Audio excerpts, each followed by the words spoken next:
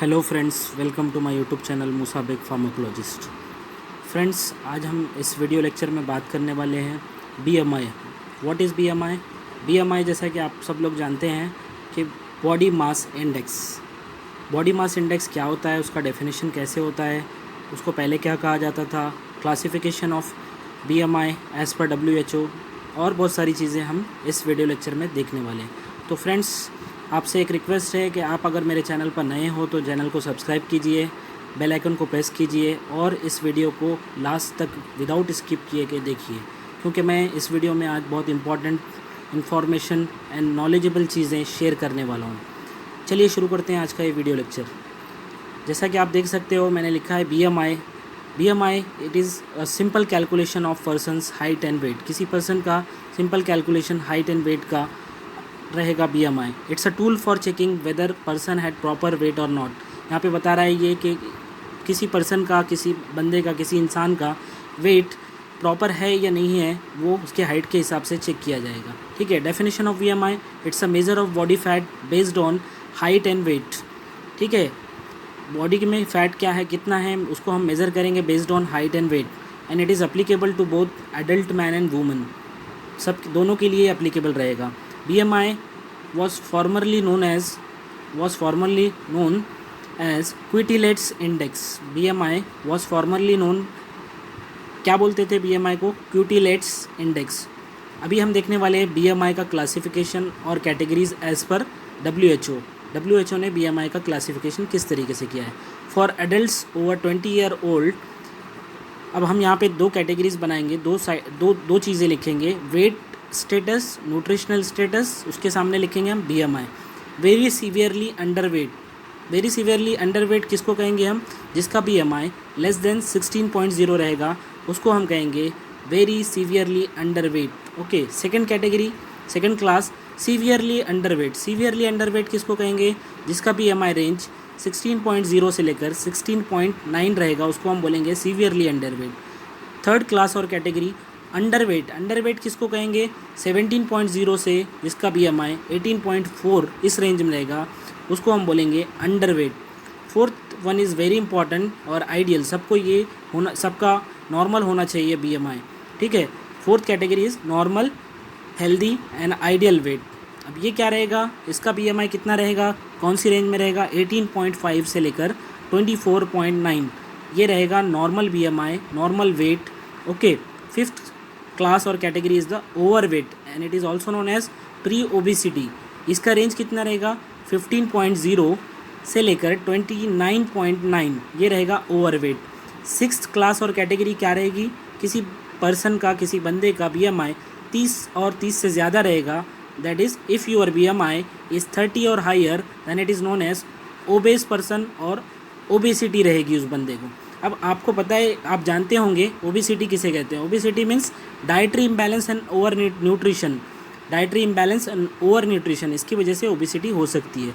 एक इंपॉर्टेंट चीज़ इसमें क्या होती है दोस्तों, फ्रेंड्स, कि कैलोरी का इंटेक तो ज़्यादा हो रहा है लेकिन उसका यूटिलाइजेशन कम हो रहा है, तो ओबेसिटी डेवलप हो सकती है, BMI फ्लक्चुएट होता है। ठीक है। अभी इसके ओबेसिटी और ओबेस के 3 कैटेगरीज रहेंगे। मैंने लिखा है ए, ओबेसिटी क्लास 1।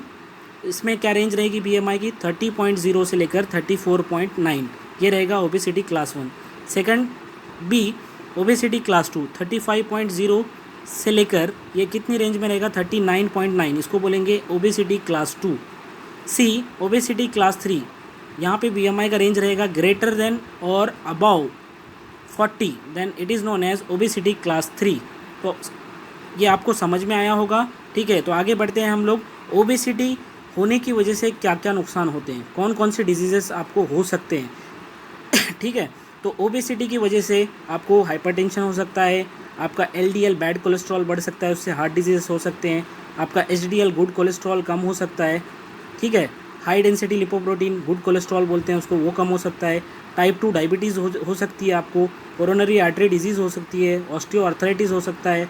ठीक है। स्लीप एपनिया हो सकता है, जिसमें आपको रेस्पिरेशन में प्रॉब्लम होगा, आपका जो रेस्पिरेशन है, ब्रीदिंग है, वो स्टॉप होगा फिर स्टार्ट होगा, इस तरीके से प्रॉब्लम आएगा। ऑक्सीडेटिव स्ट्रेस बढ़ेगा बॉडी का, और आपको अलग अलग टाइप के कैंसर होने का भी यहाँ पे ख़तरा रहता है। ठीक है। उसमें कौन कौन से endometrial, breast cancer, gall bladder cancer, liver cancer भी हो सकता है ड्यू टू ओबेसिटी। तो नेक्स्ट मेंटल डिसऑर्डर भी हो सकती है, डिप्रेशन, एंजाइटी, बॉडी पेन हो सकता है नेक्स्ट, और बॉडी प्रॉपरली फंक्शन नहीं कर सकती। इसलिए हमको नॉर्मल बीएमआई मेंटेन करना बहुत ज़रूरी है, हेल्दी बीएमआई मेंटेन करना बहुत ज़्यादा इंपॉर्टेंट होता है। तो हम देखते हैं बीएमआई कैलकुलेट कैसे करते हैं, उसके लिए फार्मूला क्या होता है। बीएमआई हम दो तरीके से कैलकुलेट कर सकते हैं। पहला तरीका है A, BMI is equal to weight in kilogram upon height in metre square. दूसरा है B, BMI is equal to weight in pound upon height in inches square into dividing conversion factor 703। तो ये दो तरीके हैं। हम देखेंगे एक फर्स्ट वाला तरीका, that is A, B M I is equal to weight in kilogram upon height in metre square. एक एग्जांपल लेते हैं, for an adult with height of 170 centimetre and weight 65 kg। ठीक है, एक एडल्ट का जो है height 170 centimetre and weight 65 kg है।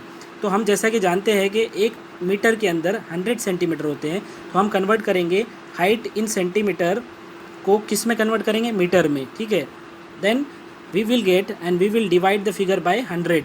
तो हम क्या करेंगे, 170 अपॉन 100 इज इक्वल टू 1.7। फिर ये जो आया, ये जो आपको फिगर मिला है, ये डेटा मिला है, इसको हम क्या करेंगे, फॉर्मूले में पुट करेंगे।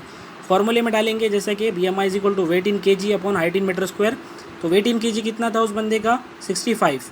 हाइट इन मीटर स्क्वायर ये लिखेंगे हम 1.7 इंटू 1.7, तो हमको क्या मिलेगा, 65 अपॉन 2.89। तो फाइनली हमको जो फिगर मिलेगा वो रहेगा 22.49। जैसा कि हम जानते हैं ऊपर WHO के क्लासिफिकेशन के हिसाब से 22.49 ये एक नॉर्मल, हेल्दी और आइडियल BMI होता है। ठीक है, हम अब देखने वाले हैं कि हम किस तरीके से BMI अगर आपका बढ़ रहा है, आपका वेट बढ़ रहा है, तो उसको कैसे कंट्रोल कर सकते हैं, उसके लिए क्या क्या प्रोसीजर फॉलो करनी होती है, वो मैं आपको बताने वाला हूँ। First, you have to take at least 5 servings of fruits and vegetables in a day. आपको दिन में 5 बार फ्रूट्स एंड वेजिटेबल्स को यूज़ करना पड़ेगा अपने डाइट में। ठीक है, नेक्स्ट, टेक एडिक्वेट स्लीप। अगर हम स्लीप प्रॉपर नहीं लेंगे तो उससे भी हमारा जो BMI है वो फ्लक्चुएट हो सकता है। कैसे हो सकता है, चलिए हम देखते हैं। Get enough sleep. Sleep deprivation और improper sleep is a risk factor for weight gain. Less sleep और कम स्लीप, पुअर स्लीप से क्या होगा, increase level of hormone that is hunger hormone, GHRELIN, ghrelin. उससे क्या होगा, आपका एपेटाइट बढ़ेगा और BMI बढ़ेगा। इसलिए आपको एडिक्वेट स्लीप लेना है। नेक्स्ट, रियलिस्टिक गोल सेट करना है। फिर आपको होल ग्रेन्स अपने डाइट के अंदर ऐड करना है, ओट मिल को ऐड करना है, पॉपकॉर्न्स लेना है। ठीक है, cereals, pasta, brown rice, bread, ये इस्तेमाल कर सकते हो आप। Next, 5th point, avoid food that is having higher glycemic index और high sugar content, example pastries and soda. 6th point, eat low और no fat dairy product, example no fat skim milk और reduced fat cheese and yogurt. Yogurt आपको पता है, it's a protein which is prepared from milk. It will reduce the level of hormone which increases hunger। जो hunger बढ़ाता है उसको ये control करता है। ठीक है, नेक्स्ट है 7th पॉइंट, एक्सरसाइज। एक्सरसाइज में आप क्या कर सकते हो, रेगुलर एक्सरसाइज करना है। हम एक्सरसाइज मीन्स हम क्या समझते हैं, सिर्फ एक्सरसाइज जिम में ही होता है। दोस्तों, जिम में ही नहीं, उसके अलावा भी आप एक्सरसाइज कर सकते हो, जैसे कि आप वॉकिंग कर सकते हो, साइकिल चला सकते हो, साइकिलिंग कर सकते हो, स्विमिंग कर सकते हो, गार्डनिंग कर सकते हो। ये सब चीज़ें करने से क्या होगा, आपकी कैलोरीज बर्न होगी। कैलोरीज बर्न होने से क्या होगा, ये हेल्प करेगा आपको आपका वेट लूज़ करने के लिए। एंड ठीक है, आपका वेट लूज़ होगा तो आपका BMI मेंटेन रहेगा। ठीक है, और क्या करना है आपको, नेक्स्ट दूसरे पॉइंट, 8th पॉइंट, आपको क्या करना है, डोंट स्किप ब्रेकफास्ट। और आपको जब भूख लगे तब आपको फूड लेना है, ना कि आपको स्नैक्स लेना है। ठीक है, और आपको 9th पॉइंट क्या है कि drink plenty of water and stay hydrated, क्योंकि वाटर के अंदर कोई कैलोरी कंटेंट नहीं होता है और ये बॉडी को अच्छे से फंक्शनिंग करने में मदद करता है। और अल्कोहल कंजम्पशन अगर कोई करता है, बंदा कोई पर्सन करता है, तो उसको कट डाउन करना पड़ेगा, अल्कोहल कंजम्पशन कम करना पड़ेगा, अदरवाइज़ उसका BMI बढ़ेगा और वो ओबेसिटी की तरफ बढ़ेगा। जैसा कि हमने देखा ओबेसिटी के कितने सारे नुकसान हैं, इसलिए हमको जो बंदा अल्कोहल कंजम्पशन करता है उसको वो कम करना पड़ेगा, लिमिटेड करना। और don't eat in front of television के सामने बैठकर खाना वगैरह नहीं खाना है, इसके भी नुकसान होते हैं। Consume more fibre and micronutrients. ठीक है, ज़्यादा हमको फाइबर लेना है हमारे डाइट में और माइक्रोन्यूट्रिएंट्स लेना है।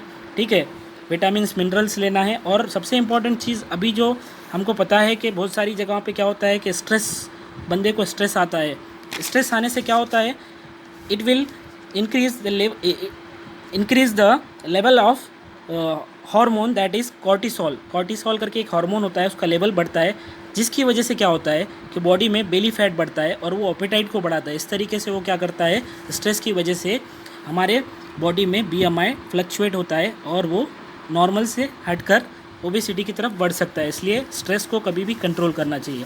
WHO ने क्या किया है, एक टर्म इस्तेमाल की है, सिंड्रोम एक्स। उन्होंने बोला है syndrome x. Syndrome x is nothing but a collection of three diseases that is first one obesity, second one diabetes, third one hypertension और साइलेंट किलर। ये तीनों को कलेक्टिवली WHO ने कहा है इट्स अ सिंड्रोम एक्स। ठीक है, तो ओबेसिटी हमको कम करना है, BMI हमको नॉर्मल रखना है, आइडियल रखना है, तो हम सारी की सारी ये कॉन्सिक्वेंसेस जो प्रॉब्लम्स होते हैं ओबेसिटी से उससे बच सकते हैं।